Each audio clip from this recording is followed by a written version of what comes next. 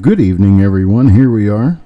I meant to reschedule this for 8:30, but when I was out and realized I wasn't going to be back before 8:30, I tried doing it using my phone, and for some reason, I was not able to find where I changed the setting. We're going to be doing this 1942 D roll here. I'm working on getting the tape cut on it so I can get it open. But I guess I have some learning to do as far as the phone app for YouTube Studio, because I can do a lot of things with my computer that I cannot possibly do with my phone because they have hidden the settings or they are simply not available. One or the other. Don't know, but here we are, getting ready to start off a 1942 D roll. And from the looks of things, I think it looks pretty good. Let's see.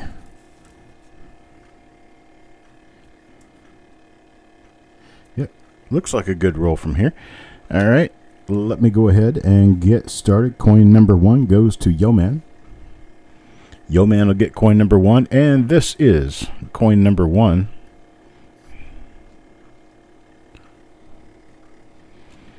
Looks like we've got nothing on the mint mark or the date. We have double die obverses and double die reverses to be looking for in 1942D. And of course, repunch mint marks. 1942D is rather difficult to find. I mean, they're not they're not super tough, but they're rather difficult to find by the roll. And that is our first coin. So, Yo-Man, in and out with coin number 1. Who all do we have? There's Jesse, Carl, Malcolm, Eric, Spiked Head, Die Crack, Andy, James Worley, Tim Morrell, EJ's here, Coins and Ghouls is here, Mr. Worley. Looks like we've got a full little gaggle of people going on here. Let me get that back out here to the normal area. Okay, and coin number 2 now. Coin number 2, Jesse is our coin number 2 pull. And let's see what Jesse gets.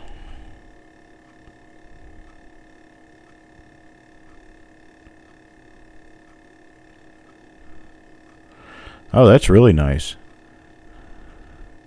Found a major unattributed RPM in an MS67 slab. This one looks like it could be a minor east RPM.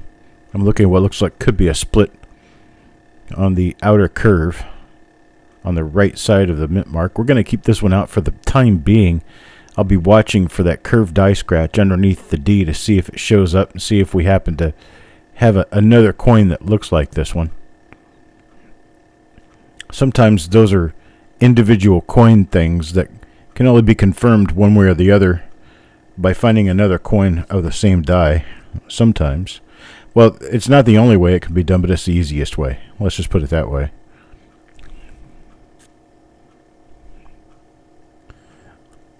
It's my show, and I'll say what I want to. Let's see. Not a double die reverse either. So we will take this one. We'll stick it into the special area for now, awaiting confirmation with another coin. How does that sound? We'll do it that way. Let's see here. Well, I'm actually kind of excited to be getting into this roll. 42D is one of those dates that I don't get to hunt through very often, because you don't see a lot of them.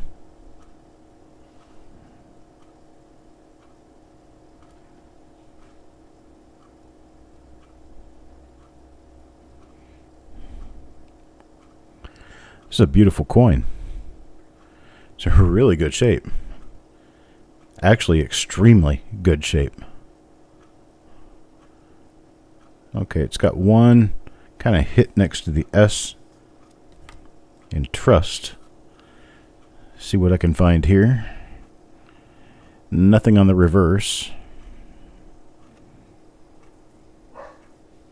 It's a beautiful obverse, though. This could easily be a 66.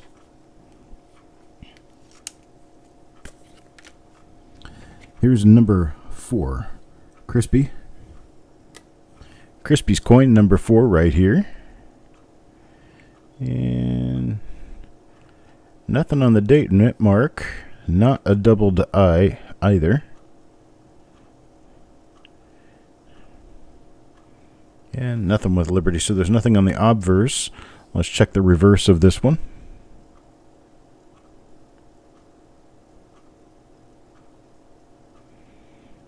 Not seeing it. I'm looking for extra thickness. Generally, always all this is going to be is extra thickness toward the rim from somewhere, some other point. Or they will be doubled right in the center of the design, somewhere around the EN of cent. And this one is not. So that one's for Crispy. Here's number 5. One for Thomas Murphy.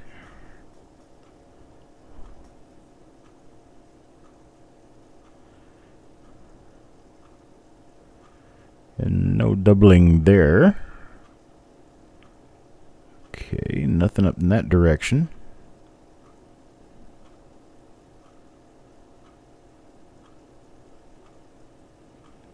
Okay, nothing on the obverse. We have found some relatively decent varieties in just about every roll we've done this week. There have been maybe 1 or 2 rolls that we didn't find much of anything in. But probably the most surprising roll of the week is the 1962 Philadelphia roll. One of the cheapest ones. We found a number of nice double die obverses. We found 1962 D Lincoln cents in there, which we totally didn't expect. And of the 62 D Lincolns, I remember at least one of them being an RPM. Thinking RPM plus a double die somewhere, I think, if I remember correctly. Those were coins that were not necessarily really supposed to be in that roll, but they were, just by how the bank added bags to the hopper when they were counting into rolls.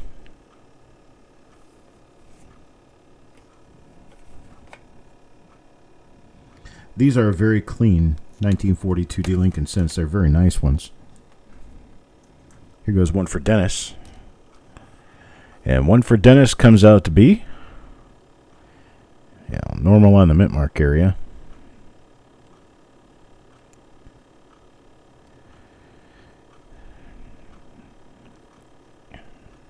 Normal obverse. Let's see about the reverse.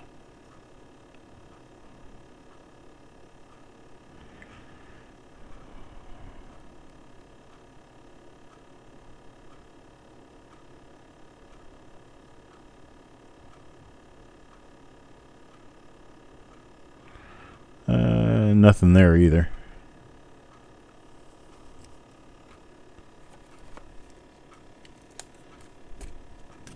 And that's for Dennis. Now coin number 8, Crispy.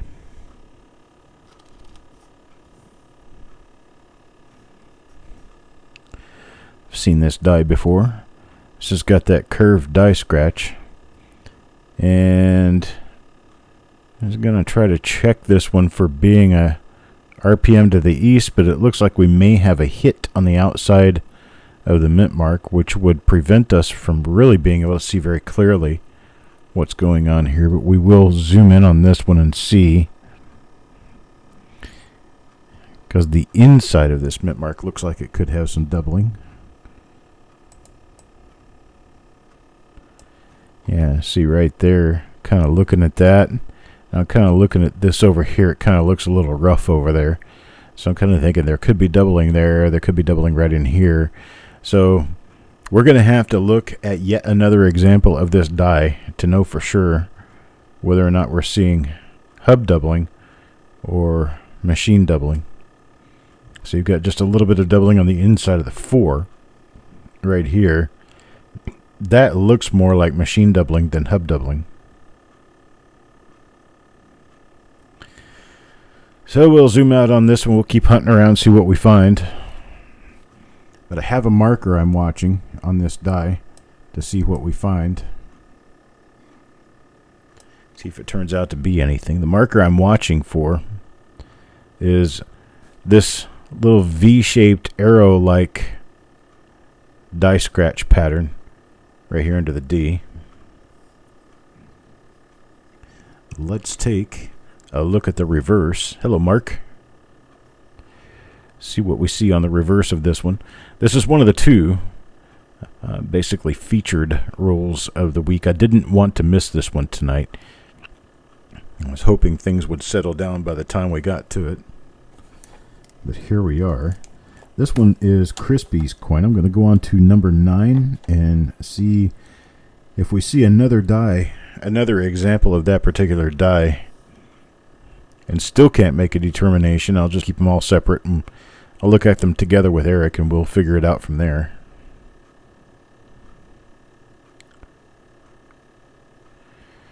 So I have nothing on the obverse on this coin. Let's take a look at the reverse.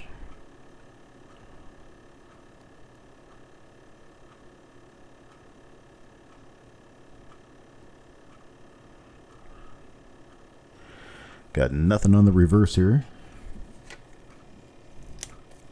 The next broadcast, of course, will be just a little bit late, but it will follow this one directly, be a 1943D roll. And then I have 2 rolls remaining to do, which will come up tomorrow evening. There's another example of it right there. You can see those same die scratches are there. And on this one, I have no sign of doubling to the east on the 4 or on the D. So it tells me that I was looking at machine doubling. This die might have been a little bit loose and was making machine doubling, so we do not have an RPM.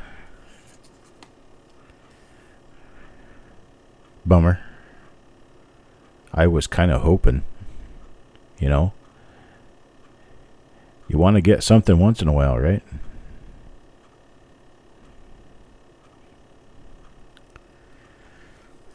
Probably just a very tiny amount of extra thickness going on the reverse, but there's nothing there I can necessarily call out to be a double die, so just kind of staying away from that idea. So we have no varieties in this roll yet. Here's one for Sureg. See what we get in Sureg.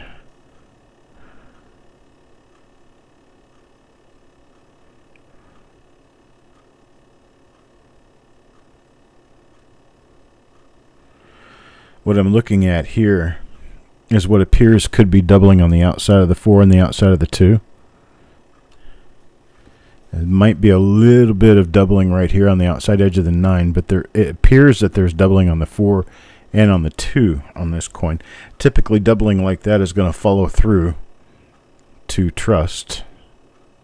And I don't see anything on trust. Let me flip it upside down. See if trust shows anything at all. I see nothing there. We would go back down to the date. I have to flip it the other direction to show the outside edges of the lettering. And what appears to be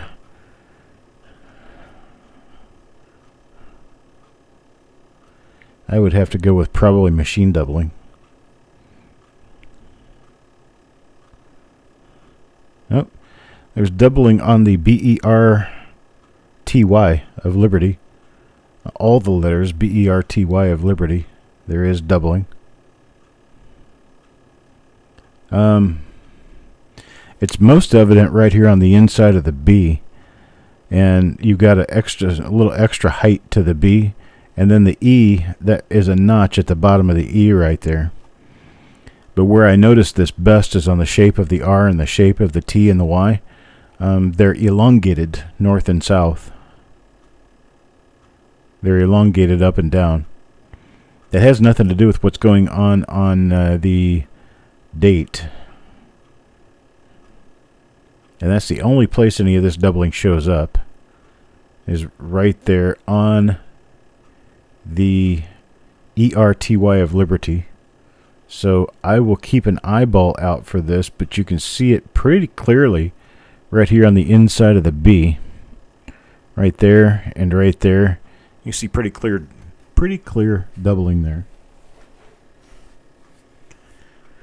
So I am going to hold this out. Let's take a look at the reverse side of it first.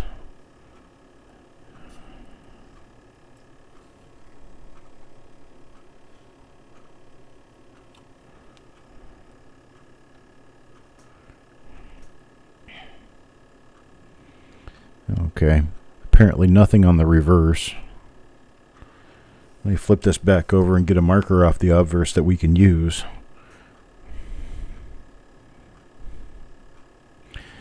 Looks like there's a die dent between the 1 and the 9 of the date, or that might be a part of a die scratch.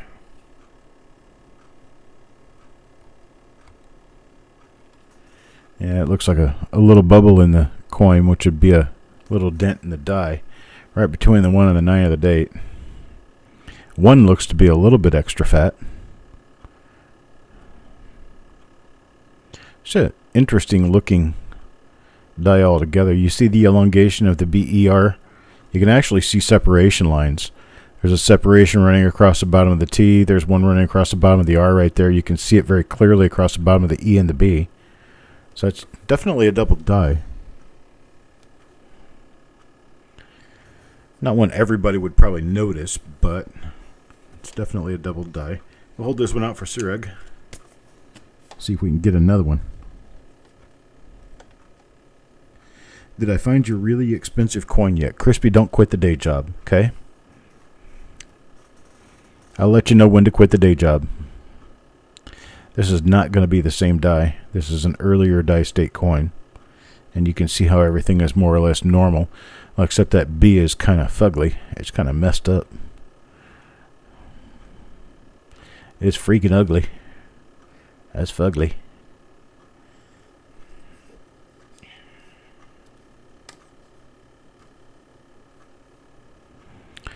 I have actually found something worth buying on Craigslist. The problem was the trip there and the trip back probably chewed up any profit that I made on the coins themselves.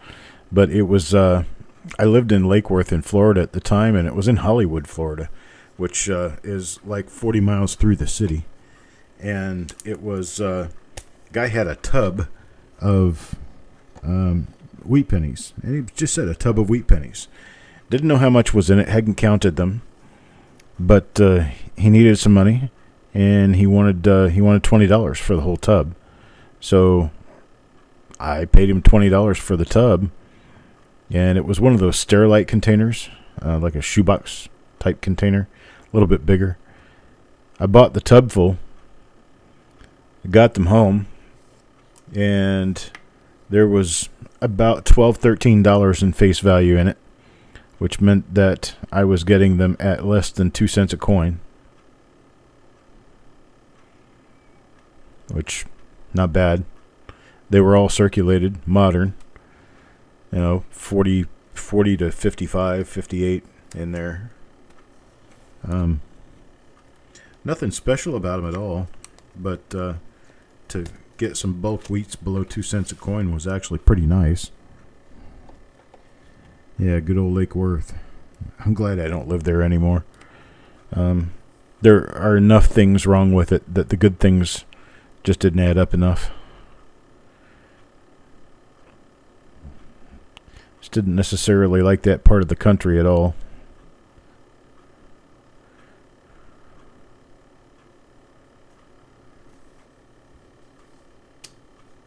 You call it Lake Worthless?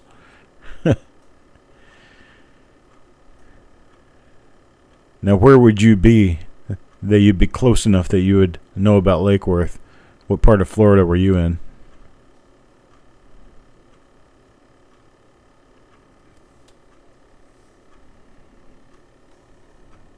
Bottom left of B and Liberty. Which coin, Cadroll Hunter?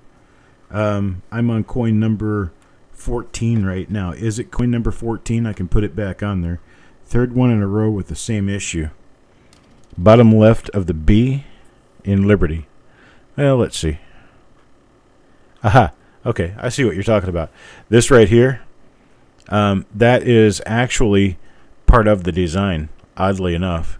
It's just how the design, one of the imperfections in the design that ended up coming out that way on the Masters. Just like another imperfection of the design is the fact that the left side of the Y is fatter than the right side of the Y. They're supposed to be the same.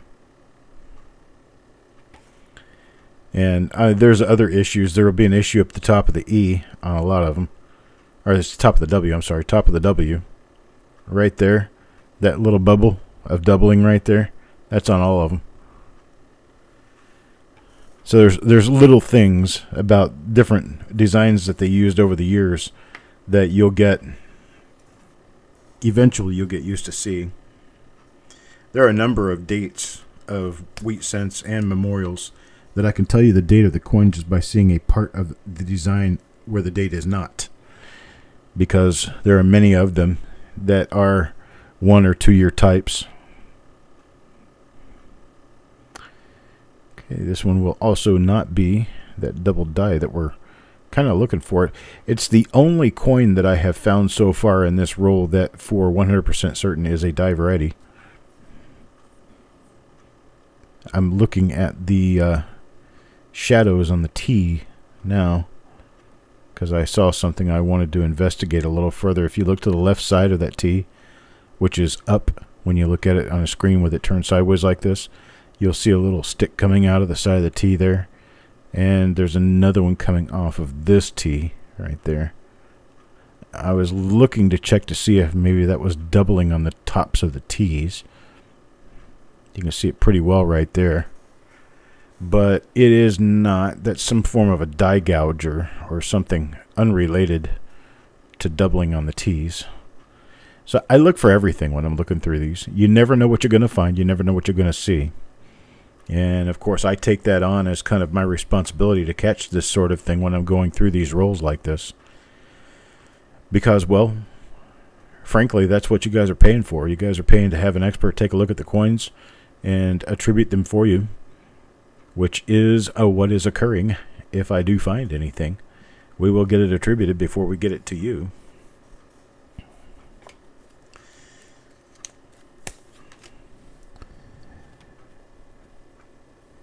Now Angie. And Angie Crowell will get, it appears to be one of our double dies. So if this is the case, if that doubling on the outside edge of the 2 transfers over, and I see the doubling on Liberty I'm expecting to see, yes I am. So that could actually be a part of the doubling. But you can see how this R looks like it's stretched going upward, and the T is stretched going upward. You can see the separation line right there. But you can especially see it on this coin. You can see it on the top of the E, and on the damaged bottom of the E, you can see it, plus a little notch over here. And then you could definitely see it on the bottom of the B in all three areas.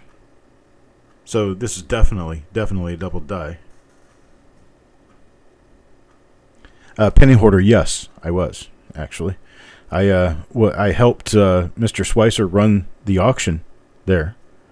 By being a runner for him, I didn't actually speak or say anything, but I was a runner at his auctions a lot of times.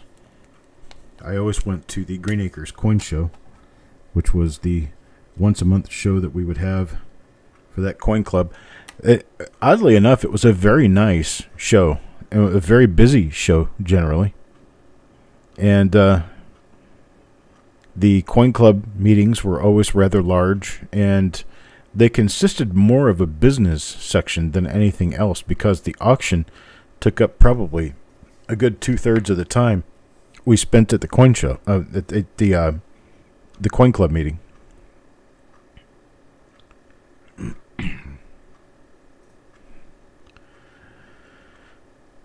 But yeah, I was involved in that club for probably about 8 months before I took off and moved to North Carolina.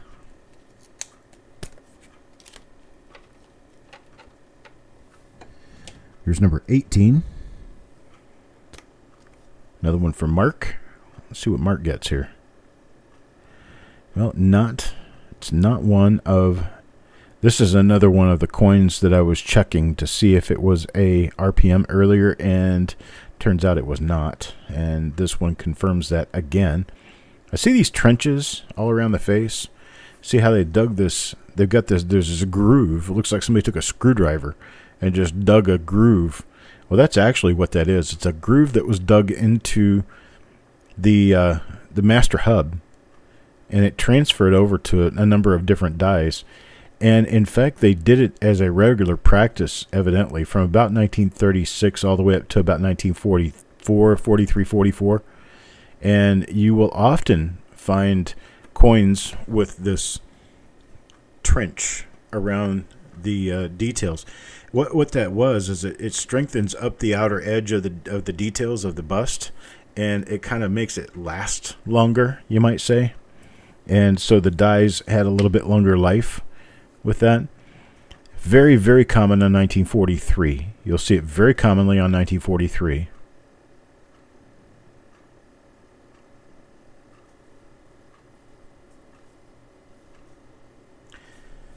I'm not sure that it really prevented die cracks, because those areas where I was showing you where the trenches are were not very common for die cracks. They weren't weak areas. If they were trying to prevent die cracks, they probably would have put trenches around the letters of liberty, because that's a much more common place to have die cracks. There's another one. I can tell you already this is because the 4-2 is a little bit weaker than the 1-9. You've got the doubling on the outside edge of the 2. On the outside edge of the 4, you've got a little doubling on the outside edge of the 9. And as soon as I pull over to Liberty, you'll see doubling there too. There it is. Another double die. This one you can see it very clearly on the B and the E. You actually see it pretty clearly on the bottom of the I as well, right down here.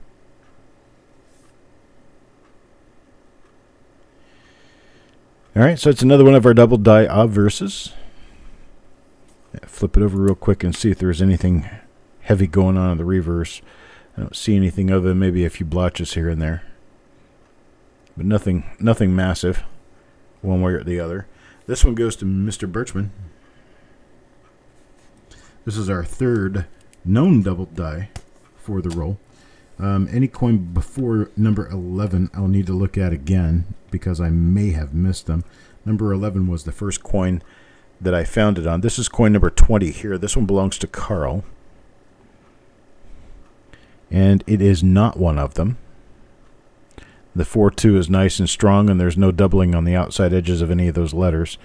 So this one's going to turn out to be a normal coin, I do believe. We'll keep looking anyway, just in case.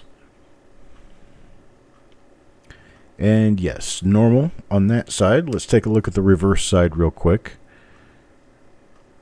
See what kind of whatnot we can find over here. Get ourselves in trouble finding goodies. And no, nothing there. Jesse, the profile thing is completely different from the trenches that I'm talking about. The profile part of it was, from what I'm understanding, the reduction lathe was not working properly, and it would bounce when it hit the edge of the head, causing that doubling on the forehead. It's common in the 50s. That little ridge of what you can kind of see is doubling right there. It's very common on Lincoln Cents. But see, this doesn't have the trenching.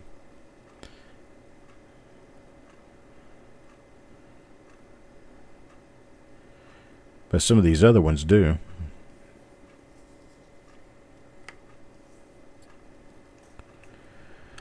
Let us see what we find.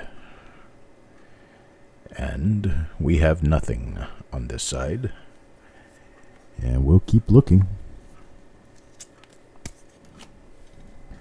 Here's number 22 now for Stephen.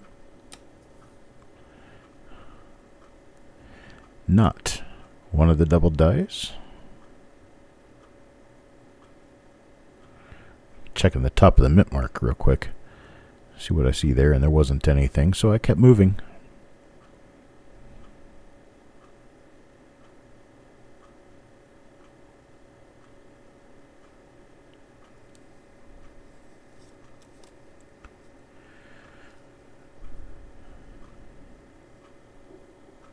You think you lost my audio? You didn't lose my audio.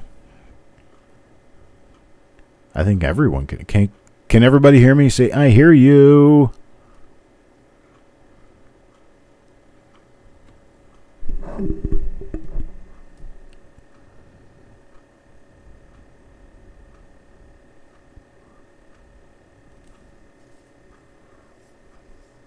Crispy says so. James says so. If they can hear me, I'm pretty sure everybody else can. Everybody can hear me. And there's people speaking up now who I didn't even know were here. There's Otis.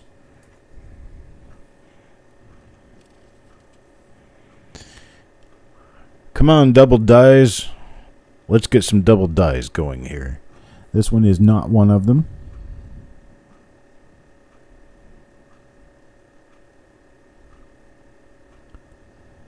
Got nothing on that side.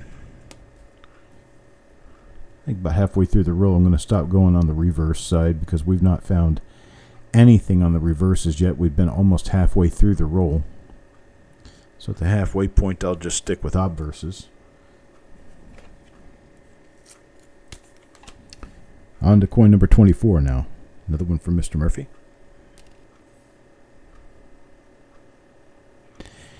And this will once again not be one of our double dies.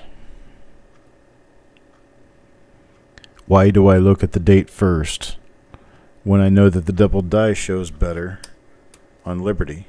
Well, that's a habitual thing. I look at the date first on all of the Lincoln cents I pull up.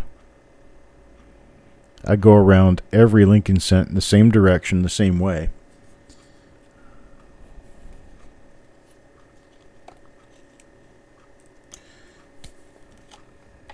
Yes, there have been things hit, Dennis, and I did not get one of them for you, but I'm only halfway through the roll right now.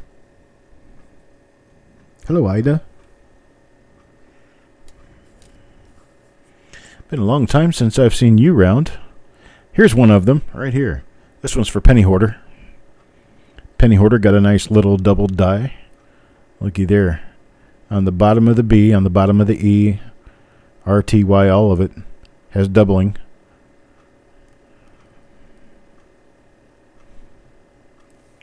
That one's for Penny Hoarder. Reverse is normal. Now coin number 26, Jim Fletcher. Here we go, Jim Fletcher. What do we see for Jim? Another double die. There it is, right there. Plain as day. See it on the bottom of the B. See it on the bottom of the E. You can see how the letters in RTY are kind of stretched out a little bit. Definitely another example of our double die. Ida, you are good luck.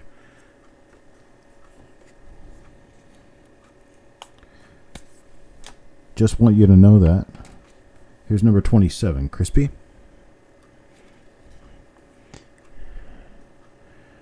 Crispy gets one too, right there. Ida, stick around. You are good luck. Stick around. So there's Crispy. Crispy got one. Don't quit the day job, Crispy. These aren't worth that kind of money. Probably, I'm going to say probably $15 to $20 a piece. Value on these. Here's one for Deanne. Let's see what Deanne gets. Not a double die. Not one of the double dies.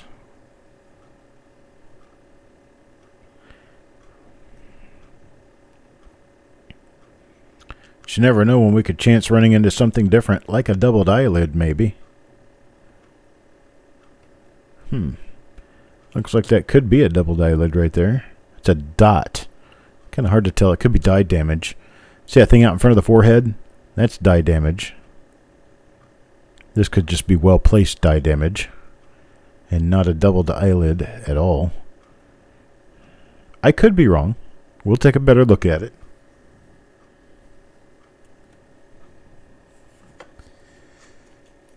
We had 3 in a row, folks. 25, 26, 27. Right as Ida popped in. Here's one for Carl. Let's see what Carl gets. Well, not the double die, and we're having a change in dies here. Because this is another die I don't remember having seen. It's a much earlier die state than a lot of the others we've seen. I guess I had to go back to looking at reverses on these.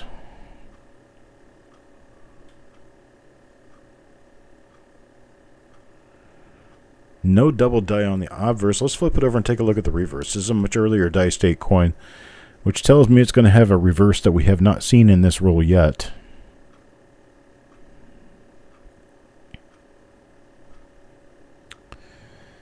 Well, good wish, no luck. Normal coin, but that is a very nice coin there for Carl.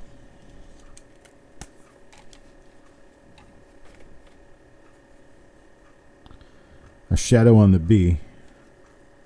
You talking about the left side of the B? How the left side of the B looks a little weird. That would be normal on 1942. Okay, this is not one of the double dies. So we'll look over here. Are you talking about this little thing right here? Just the weird shape of the B? Yeah, that's normal. That would be normal for all 1942 Lincoln cents and other dates in that area. That was a problem they had with the master, with the design, something about the design from the master die. Here's one for Yo Man. Yo Man, what do we get? Not one of the double dies. This is one of the ones we thought might be an RPM early on, but it's not. We had 2 coins come out from that die. Both of them were questionable as possible minor RPMs. Then the third coin we got from that die confirmed that it was not. And then every coin I've seen since then from that die confirms it is not. That's what we go through sometimes. The mystery of looking through coins. That's just how it happens. And this one is not a double die either.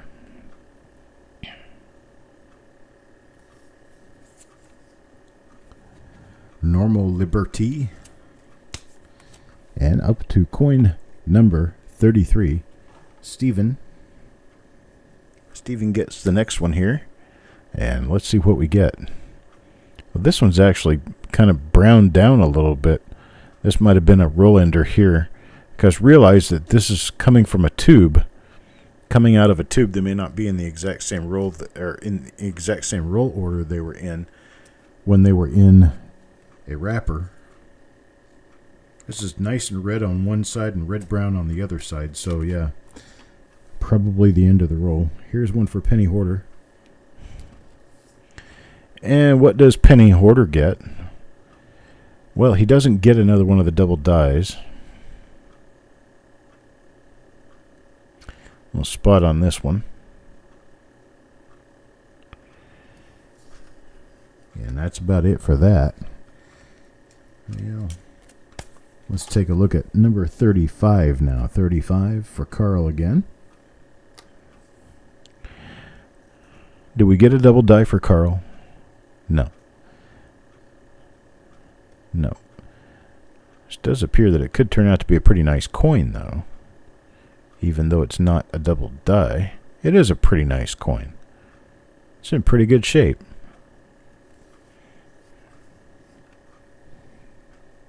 Sweet. It's a nice gem.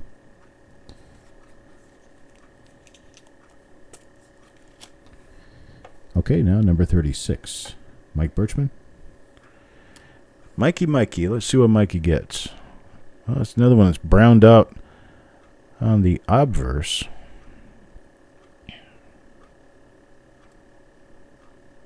It's not one of the double dies.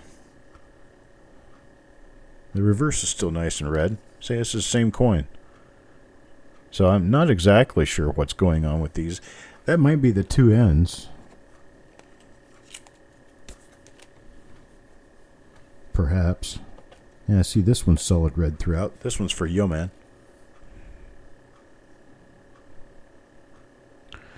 Not one of the double dies.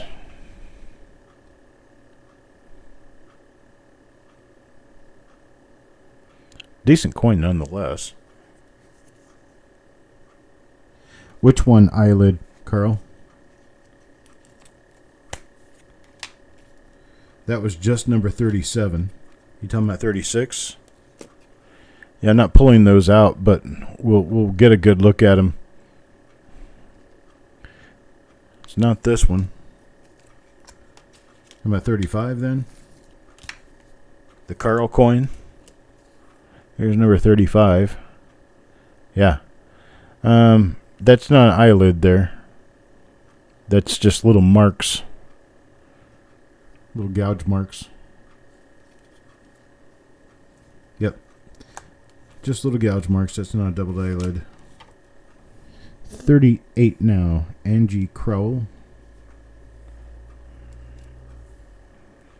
Well, let's see what we get for Angie. Well, it's not one of the double dies.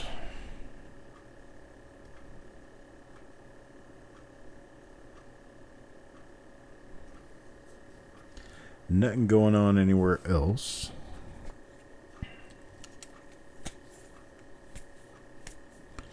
So now 39. 39 for Stephen.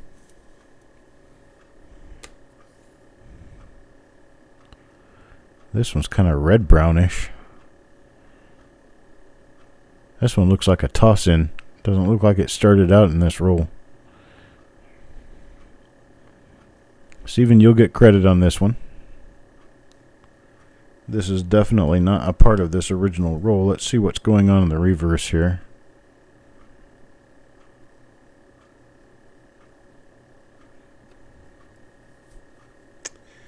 Not much of nothing there. So, Stephen, let me just remind me that you get credit on this, and I will make sure that you end up with said credit. But let me write it down anyway. I've got to get a better system for getting this together. This is number 398, coin number 39 for Stephen.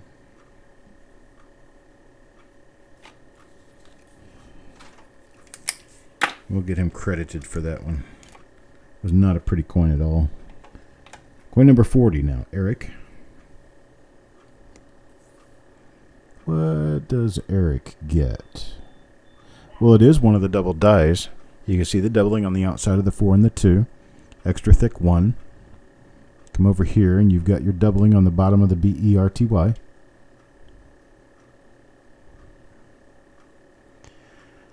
So that is one of our double dies.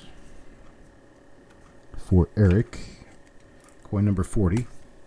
Now number 41. 41 goes back to Mark again. Let's see what Mark gets. That is one of the double dice.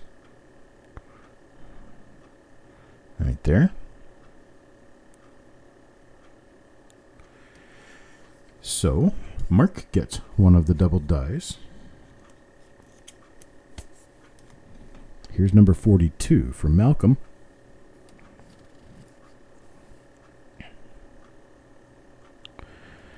Malcolm does not get the double die.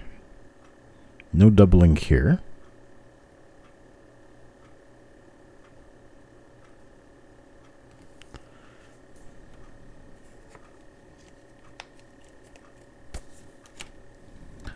Now 43. Back to Carl again. And not a double die. Unfortunate. Not a double die for Carl.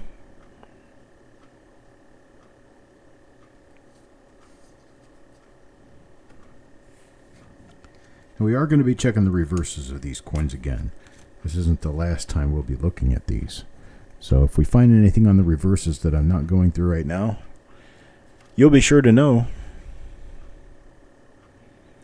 Well, this is Jesse's last coin of the roll. Not a double die there. Nice bright red coin, though. but not one of the double dies. Well, Dennis, I mean, they're not that minor. It seems like there's a negative swing with everything, but I take it on the positive side. These are double dies for a 1942 D Lincoln cent. These are uncirculated. They're very difficult to find, any of the double dies from this era. And this could possibly even be a new discovery. I don't know yet. We'll have to look them up. But the negative and everything doesn't have to be pointed out all the time. Here's number 46 now.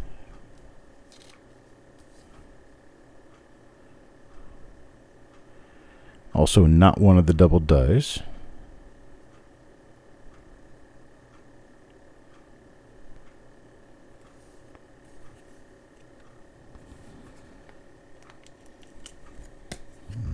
Okay, now number 47.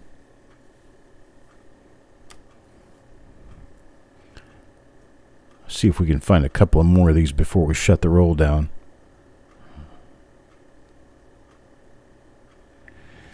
Not there.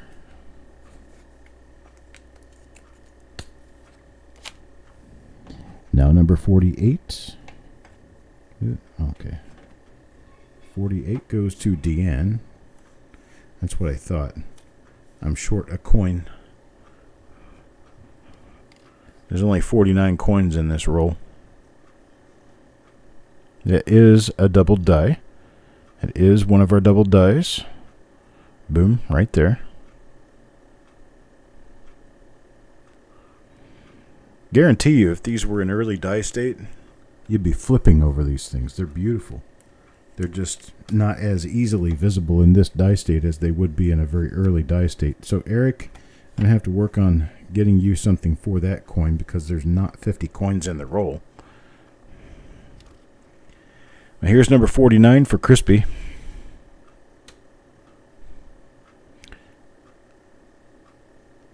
Well, nothing on this one.